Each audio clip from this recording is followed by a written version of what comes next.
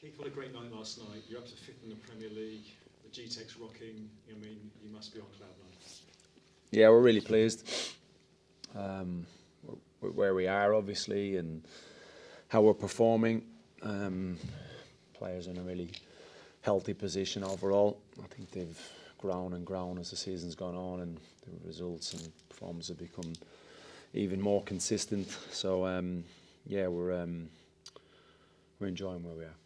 And looking where you are, you're in a European place. So, what's the ceiling for this team?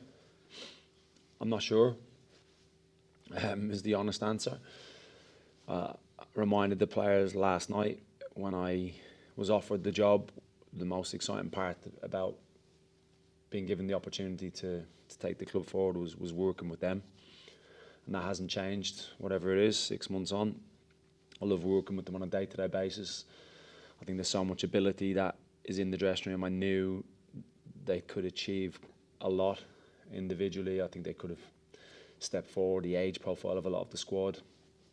Naturally, if you work with players and you create an environment where they can develop and harness that ability in the right way, you can achieve pretty special things. And I think the group as a whole are in a really good place to be able to continue to try to do that. And Igor Thiago, 16 Premier League goals. Only Haaland's got more. No other Brazilian has scored that many in the Premier League. He's tearing up trees, isn't he? Yeah, he certainly is. He's been immense. The way he's taken the mantra of our number 9, I suppose, and how he's led the line, how he's constantly evolving his game and turning into a complete centre forward with the different types of goals he scored. Real calmness, clinical edge to his game, and always gives defenders a pretty tough outing when they come to our place in particular. Is he going to the World Cup, and are you expecting a call from Carlo Ancelotti anytime soon? Yeah, I've said this before. It's certainly not for me to pick Carlo Ancelotti's squad. He knows what he's doing, so he's well aware of Thiago and his capabilities, and I think Thiago keeps going the way he is. He'll put himself in a really good position. It's an incredible story, though. 2 years ago, he came from Club Brugge. He got hurt immediately in a pre-season game, hurt his knee, he was out for months. Didn't score in the Premier League last season. Now he's scoring 16. I mean, what do you think his value is? Yeah, I've no idea, but it's clearly a lot. His value to us is pretty priceless at the moment, to be honest. The way he plays the game and the way he allows us to play our game because of the way he plays it and the qualities he has, the attributes he has, the type of person he is that we constantly speak about the attributes as a person that we love at the club, and I think he pretty much epitomises that. What's your thoughts on selection and rotation for this one, Keith? And are you going to give him a rest this weekend, Thiago? Yeah, we're still dusting everything down from the game last night. We'll just see where a few of them are. But what I can guarantee is we're taking the game very seriously. We took the League Cup really seriously. We got to the quarterfinals. Unfortunately, we were beaten by Manchester City. But the same approach will be taken towards the FA Cup, which is because it's a competition that I have a lot of love for. Yeah, the last 3 seasons, Brentford haven't gone beyond the 3rd round. Should the club be more ambitious and more successful with regards to the FA Cup, do you think? It's not for me to comment on previous years, to be brutally honest, but all I can speak about is us now and my approach towards it, I suppose. And yeah, I'll give the competition the utmost respect it deserves, and we'll go to Sheffield Wednesday to put a team out that we feel will be good enough to win the game. You had a long FA Cup history as a player, Keith. What are your outstanding FA Cup memories? What makes it so special for you? It goes back before that. It goes back to when I was a kid, growing up, and there were different times, obviously, in terms of football that was available on TV then, and the FA Cup was always a special weekend, the 3rd round, not in particular, but it was the start of when all the Premier League or First Division in those days got involved in the ties, and then the magic of the cup, the teams that would try and outdo the bigger teams, and yeah, the whole feel around it. I feel it's a magical competition, steeped in history. and as a player, we probably didn't get as far as I would have liked on a lot of occasions. I think the furthest I got to was a quarter-final for Wolves. So yeah, it's a competition I like, and I like the feel of it. I think it's a special competition. And the fact that Palace won it last year, does that make clubs like yourselves think anything's possible in the FA Cup?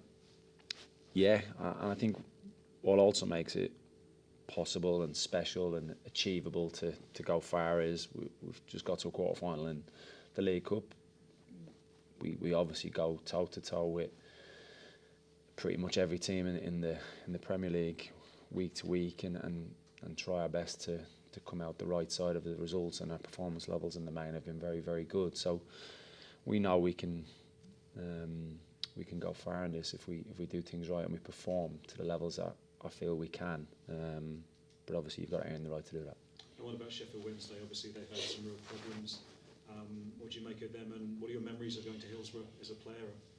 Yeah, I always loved going to Sheffield as a young player, late 90s, early 90s. It was only a few years previous when they were obviously in the higher echelons of the English game. Both clubs steeped in history. It's a real football city for me. Sad to see the way the club has been in recent times, and there's a lot of dismay amongst their fan base, but hopefully they will get on an even keel sooner rather than later, because it's a special city, Sheffield, for football. Dango Ouattara's been away at AFCON, Burkina Faso been knocked out. Is he back, and is he able to play in this game or not yet? No, Dango won't be involved in this one. Giving him an extra couple of days off because he's been away pretty full on with his endeavours with Burkina Faso. So no, he won't be involved in this one, so we'll get him back in and involved going into the Chelsea game. Is Ramel Donovan going to get some minutes for this one? Ramel's definitely in contention. He's been training pretty well, really well actually in the main. Like a lot of his qualities, he's probably been a little bit unlucky not to get Premier League minutes. Last I think it was the quarter-final against Man City. Yeah, I'll anticipate Ramel getting some minutes at the weekend. How much are you enjoying this job at the moment, Keith? Because things look pretty good at the moment. Yeah, I love it. It's always nicer when things are in a good place. You know, team performances are ultimately what I'm judged by, and at the moment the performances are pretty good. But it takes a lot of work from everybody to get it to that point. Everybody really, staff, players obviously are the ones that are on show on a week-to-week basis. So yeah, we're ticking along pretty nicely, and there's a really nice feel around the place. And how much of this success you're having is down to the structure of this club, which is quite unique and quite special, that was already in place when you took over? Yeah, a lot of it. I think you're right. It is a unique club. It's a special club. Special people are involved. Good people that know what they're doing. Make really good decisions, not just based on the short term. And yeah, we're always looking to improve and develop day to day, week to week, and hopefully that puts us in a good place. How's Ihor after his first Premier League goal? It took a long time to come, but wow, he must be buzzing this morning, isn't he? The smile was still there this morning, yeah. 88 games, is that right? Premier League games. I think we got told whether that's factually correct. Someone mentioned that this morning, but it's obviously his first goal. I feel like it's been coming. He's been working on aspects of his game, not just goal scoring, but that's certainly a part where we feel he can develop that side of it, because he's got the engine and the ability to arrive in and around the box. And obviously this one came from a set piece and he finished it really well. But I feel like there's been a calmness to his finishing and training that if you do that consistently well, it transfers into games. And thankfully last night he was able to produce a nice finish. Just finally, there's a massive game in the Premier League tonight, Arsenal, Liverpool, two teams obviously. With thoughts of the Premier League, how do you see this one going, and what kind of game is this going to be? It's a game I'm really looking forward to sitting on the sofa and watching. I think you've got two amazing football teams, how they play. I think it'll be a tight game, and yeah, I'm just looking forward to seeing how they go about it, really. And just on Reece Nelson, someone who's on loan from Arsenal, how's he been doing? Are we going to see him in action this weekend?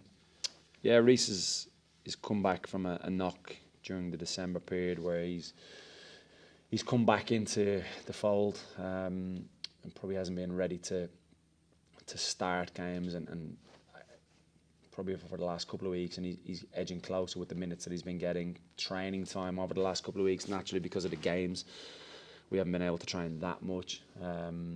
So we'll get Reece back into a bit of a flow, and the team in general, as we go more week to week with the games from this Saturday really onwards. But yeah, Reece will certainly be involved for the weekend.